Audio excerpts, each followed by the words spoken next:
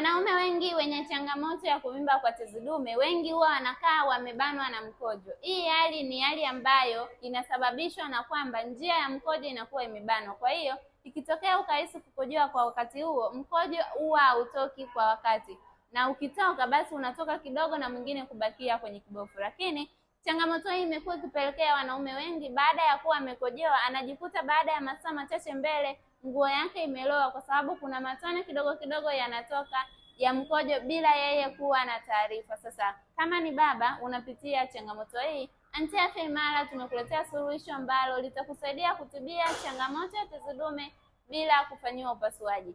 Cha kufanya, chukua hatua mapema, kwani kadri utakavyowahi kutibia changamoto yako utajiepusha na madhara ambayo yamewapata wengi sana ambao walipuuza changamoto hii ikiwa katika dalili za awali.